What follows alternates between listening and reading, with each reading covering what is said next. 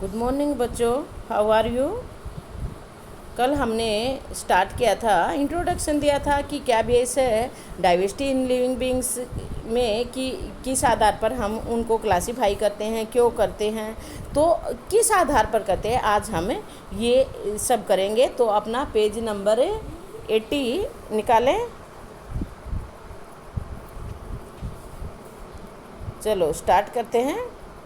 What is the basis of classification. Classification का base क्या है। Attempt at classification living things into groups have been made since time immemorial. कि classification पुराने ज़माने से, immemorial समय से ही क्लासिफिकेशन के प्रयास किए गए हैं। ग्रीक थिंकर अरिस्टोटल, हिंदी में इसको अरस्तु बोलते हैं, जो ग्रीक थिंकर हैं अरस्तु, उन्होंने क्लासीफाई किया था एनिमल्स को according whether they live on land और वाटर, कि वो पानी में रहते हैं या हवा में रहते हैं, और इन द एयर या ज़मीन पर रहते हैं। इस आधार पर उन्होंने क्लासीफाई किया था। This is a very simple way of looking animals, looking at A life. लेकिन ये तो बड़ा ही सिंपल सा तरीका था, बट मिसलीडिंग टू। सिंपल तो था लेकिन भ्रमित करने वाला भी था, मिसलीडिंग भी था। फॉर एग्जाम्पल, उदाहरण के लिए, animal that live in the sea include coral, whales, octopus, starfish and shark. कि जो प्राणी समुद्र में रहते हैं उनमें कोरल भी शामिल है, व्हेल्स भी, ऑक्टोपस भी, स्टारफिश और shark. We can immediately see that those are very different from each other in numerous ways. और ये तो हम एक सेकंड में ही पता लगा सकते हैं, कि तुरंत पता लग जाता है कि इन लाइफों में कितना डिफरेंस है, कैसे एक दूसरे से कितने लगे। इन फैक्ट, जबकि habitat is only point share in common. एक हैबिटेट यानी कि उनका आवास, यानी कि वो सब पानी में रहते हैं, सिर्फ ये एक उनमें कॉमन है जो कि वो सभी एक जैसा शेयर करते हैं, बाकी कोई समानता नहीं है। This is not an appropriate way. तो ये एक सही तरीका नहीं है to making groups of organisms to study and think about, जिससे कि हम उनके विषय में स्टडी कर सकें और सोच जान सकें उनके विषय में। तो ये एक सही तरीका नहीं है, तो ये क्लासिफिकेशन काम की नहीं होगी। We therefore need to decide whether which characteristic to be based as the basis for making the broadcast division। तो इसलिए हमें ये ज़रूरत हुई कि हम ये निर्धारित करें कि कौन सा करेक्टरिस्टिक्स ऐसा बनाएं जिससे कि ब्रॉडकास्ट डिवीजन हो जाए। Then we will have to pick the next set of characteristics. तो फिर अगला सेट उठाया करेक्टरिस्टिक्स का, for making sub groups within these division. इन डिवीजन में और ग्रुप बनाने के लिए दूसरा करेक्टर उठाया। This process of classification which each group can then continue using new characteristics each time. तो इस प्रकार से ये जो प्रोसेस है क्लासिफिकेशन का, कि प्रत्येक नया ग्रुप बनाने के लिए अलग लगातार नए करेक्टरिस्टिक्स प्रत्येक टाइम लेने पड़े। बिफोर वी गो ऑन, आगे बढ़ने से पहले, need to think about what is meant by characteristics. पहले हमें यह पता होना चाहिए कि करेक्टरिस्टिक्स का मतलब क्या होता है। When we are trying to classify a diverse group of organisms, we need to find ways in which some of them are similar enough to be thought of together. तो इसके लिए हमें ये कोशिश करनी होगी कि जितना डाइवर्स ग्रुप है, जितने सारे विभिन्न प्राणी हैं, उनको पता लगाने के लिए सम वो करेक्टरिस्टिक्स सिमिलर होंगे, कुछ एक जैसे होंगे, enough to thought of together, जिनको हम एक साथ रख सकते हैं। These ways in fact are detail of appearance और बिहेवियर। तो इसके लिए हम सोच सकते हैं कि उनको जो देख रहे हैं, जो उनका बिहेवियर है, उसमें कुछ समानता हो। इन वर्ड्स, फॉर्म एंड फंक्शन, या कोई उनका आकार हो, या कोई उनमें कार्य ऐसा हो जो समान हो। What we mean by characteristics is a particular feature और ए पर्टिकुलर फंक्शन। तो क्या हम कह सकते हैं कि जो करेक्टरिस्टिक्स है उसका मतलब कोई एक विशेष गुण या कोई एक विशेष आकृति, क्या हम ये कह सकते हैं। दैट मोस्ट ऑफ हैव अस, जैसे कि most of us have 5 fingers, इनको हम डिजिट बोलते हैं कि ज़्यादातर हमारे अंदर 5 उंगलियां होती हैं ऑन ईच एंड, प्रत्येक एंड में। तो इस प्रकार से 10 इट इज़ ए करेक्टरिस्टिक्स। तो ये एक करेक्टरिस्टिक्स है that we can run but the banana tree can not. जैसे कि दूसरा करेक्टरिस्टिक्स हम रन कर सकते हैं लेकिन बरगद का पेड़ नहीं कर सकता, पीपल का पेड़ नहीं कर सकता। तो ये भी एक करेक्टरिस्टिक्स है। Now to understand how some characteristics are decided are more fundamental than other. तो इसके लिए हम कैसे ये निर्धारित करें कि कौन सा करेक्टरिस्टिक्स हमारे लिए ज़्यादा फंडामेंटल है, आधारभूत है दूसरे की अपेक्षा। Let's consider how a stone wall is built. मान लो कि हमें एक पत्थरों की दीवार बनानी है। The stone used will have different shape and size. और जो स्टोन हमारे पास है वो अलग अलग साइज के हैं, अलग अलग आकार के हैं। The stone at the top of the wall would not influence the choice of the stone that come below them. लेकिन जो सबसे ऊपर वाला स्टोन है वो ये डिसाइड नहीं करेगा कि उसके नीचे कैसा स्टोन आएगा, बल्कि नीचे वाला ये डिसाइड करेगा कि उसके ऊपर कैसा स्टोन आएगा। आ रहा ना समझ कि यदि हम पत्थरों की दीवार बनाना स्टार्ट करें तो जो नीचे पत्थर लगाया वो ये बताएगा कि ऊपर कौन सा पत्थर आएगा, ना कि जो ऊपर पत्थर था वो ये बताएगा कि नीचे कौन सा पत्थर आना है। यानी कि ज़्यादा इन्फ्लुएंस किसका, नीचे वाले का। समझ रहे हो ना बेटा। The stone eight top of the wall not influence, कि जो स्टोन टॉप पर है वो इन्फ्लुएंस नहीं डालेगा कि उसके नीचे कौन सा स्टोन है। ऑन द अदर हैंड, जबकि दूसरी तरफ the shape and size of stone in the lower most of the layer, जो नीचे वाली लेयर है, सबसे नीचे वाली लेयर है, वो डिसाइड करेगी shape and size to take next and shown, कि अगले पे कौन सा आएगा, फिर अगले वाला डिसाइड करेगा अगले पे कौन सा आएगा। Understand. The stone in the lower most layer are like the characteristics. तो जो स्टोन सबसे नीचे है वो एक करेक्टरिस्टिक के जैसा ही है। दैट डिसाइड, जो डिसाइड करता broad division, broadest division among living organisms. Living organisms के अंदर they are independent of any other characteristics, जो दूसरे करेक्टरिस्टिक्स पर निर्भर नहीं है। इन देर इफेक्ट प्रभाव में, ऑन द फॉर्म आकार में, and function of the organisms, और ऑर्गेनिजम्स के फंक्शन के रूप में। Okay. The characteristics in the next level, फिर जो नेक्स्ट लेवल है उसका जो करेक्टरिस्टिक्स होएगा वो डिपेंड करेगा ऑफ द प्रीवियस वन, पिछले वाले पर। And would decide the variety in the next level, और अगले लेवल की वेराइटी निर्धारित करेगा। इन दिस वे, तो इस तरीके से we can build up a whole hierarchy.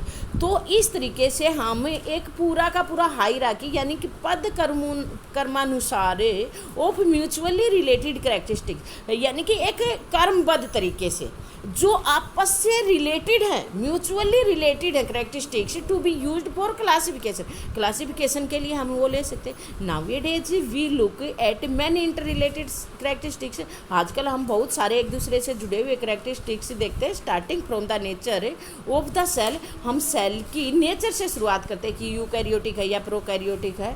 In order to classify all living organisms, सभी लिविंग ऑर्गेनिजम्स को क्लासीफाई करने के लिए तो सबसे मेन करेक्टर है what are the concrete example characteristics used for a hierarchical classification. तो अब हमें इस क्लासिफिकेशन के लिए हम कुछ एक एग्जाम्पल्स लेकर यहाँ पर उनके करेक्टरिस्टिक्स बताएंगे, उनके यूज्ड कि किस प्रकार से हायरार्किकल यानी कि पद कर्मानुसार क्लासिफिकेशन में ये करेक्टरिस्टिक्स यूज होते हैं। तो इस तरीके से हम अब ये स्टार्ट करते हैं।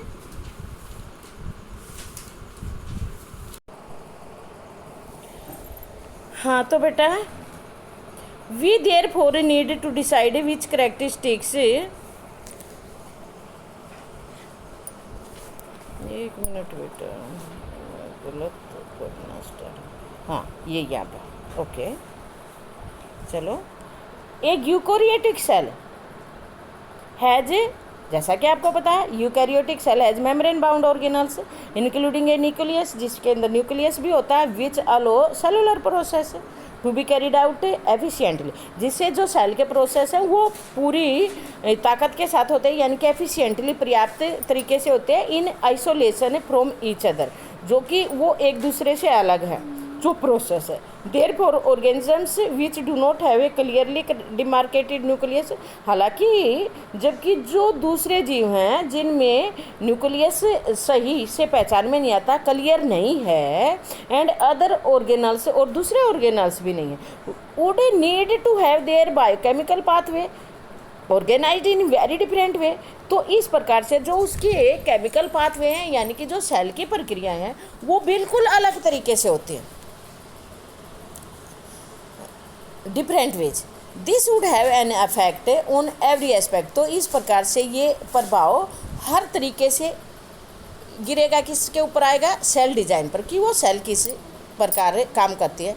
फर्दर न्यूक्लिएटेड सेल है, आगे हम चलते हैं कि जो न्यूक्लिएटेड सेल है would have the capacity to participate in making a multi cellular organisms, कि वो आगे मल्टी सेलुलर ऑर्गेनिजम्स बनाए, because they can take up specialised function, क्योंकि उसको विशेष फंक्शन करने हैं। Therefore nucleus can be basic characteristics of classification, तो इस आधार पर यहाँ पर जो न्यूक्लियस है वो बेसिक कैरेक्टरिस्टिक्स है ये क्लासिफिकेशन का। तो पहला नंबर क्या हुआ कि किस बात पर निर्धारित करता है कि सेल के अंदर न्यूक्लियस है या नहीं, तो फर्स्ट कैरेक्टरिस्टिक्स है। ओके, अब नेक्स्ट लेते हैं, do the cell occur single, क्या वो सेल सिंगल है या ग्रुप ऑफ सेल है, यानी कि टिश्यू है या नहीं है। तो सेकंड क्या है कि सिंगल है और grouped together.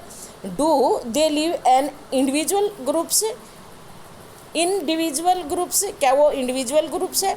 Sales that group together to form a single organisms use a particular division of labour, तो जो सेल है जिसके अंदर ग्रुप है समूह का, सेल जो ग्रुप है एक साथ एक सिंगल ऑर्गेनिजम्स के अंदर principle of division of labour है, यानी कि उसके अंदर अलग अलग कार्य करने के लिए अलग अलग सेलें बनी हुई हैं। इन सच ए बॉडी डिजाइन है, तो इस प्रकार का जो बॉडी डिजाइन है, cell all cell would have will carry out specialised function would, एक मिनट बेटा, in such a body design, दोबारा देखते हैं, पजल हो गई कहाँ पे आए थे। In such body design all cells would not be identical, यानी कि एक जैसी नहीं होगी। जहाँ पे डिवीजन ऑफ लेबर होएगा वहाँ पर प्रत्येक सेल एक जैसी नहीं होएगी। Instead group of cells will carry out specialised function है, इसके बावजूद जो ग्रुप है सेल का जो एक जैसे विशेष फंक्शन करते हैं, this makes a very basic distinction in body design of organisms, तो इस प्रकार से वो बॉडी डिजाइन अलग तरीके से होएगा। जो बेसिक डिस्टिंक्शन है उसके अंदर, तो वो है बेसिक बॉडी डिजाइन ऑर्गेनिजम्स का। एज ए रिजल्ट जिसके परिणाम स्वरूप हम कह सकते हैं कि an amoeba and a worm very different in body design, जैसे कि अमीबा है और कोई वर्म है, उसका बॉडी डिजाइन बिल्कुल अलग है। अमीबा का बिल्कुल अलग है, वो सिंगल सेलुलर है, और इंसेक्ट मल्टी सेलुलर है, उसका बॉडी डिजाइन बिल्कुल अलग है। तो दूसरा सेल की बात कर रहे हैं हम, पहले यूकैरियोट प्रोकैरियोट की बात की, अब हमने किसकी की कि यूनिसेलुलर है या मल्टी सेलुलर है। मेन बात ये है कि ये यूनिसेलुलर जीव हैं या मल्टी सेलुलर हैं। जो मल्टी सेलुलर होंगे उन्हीं में डिवीजन ऑफ लेबर होगा। नेक्स्ट है, do organisms produce their own food, क्या ऑर्गेनिजम्स अपना भोजन खुद बना लेता है, यानी कि ऑटोट्रोफ है या हीटेरोट्रोफ है। Through the process of photosynthesis being able to produce one's own food virus versus having to get food other outside, या वो आउटसाइड से अपना भोजन लेता है, would make very different body design. तो जो अपना भोजन बाहर से लेता है उसका बॉडी डिजाइन बिल्कुल अलग होएगा।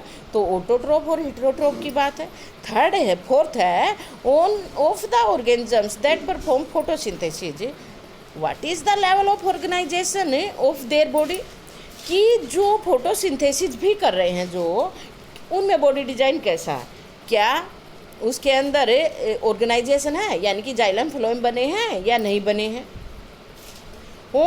दूसरी तरफ देखें of the animals, how does individuals body develop, कि किसी की बॉडी कैसे डेवलप हुई है, and organise its different parts, और कैसे उसके डिफरेंट पार्ट ऑर्गेनाइज्ड हैं, and what are the specialised organ, और वो विशेष ऑर्गन कौन से हैं, फाउंड फॉर डिफरेंट फंक्शन, जो कि अलग अलग कार्य करने के लिए पाए जाते हैं।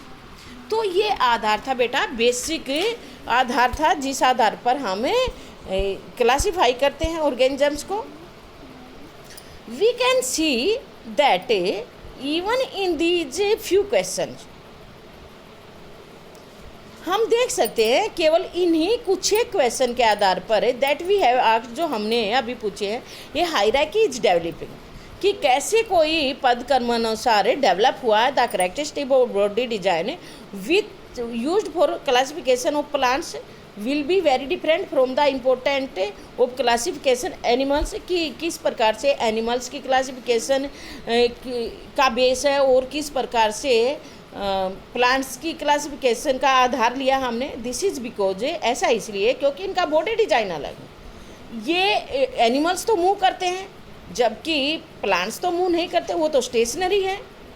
This is because basic design are different based on their need, उनकी ज़रूरतों के आधार पर उनका बेसिक डिजाइन अलग है।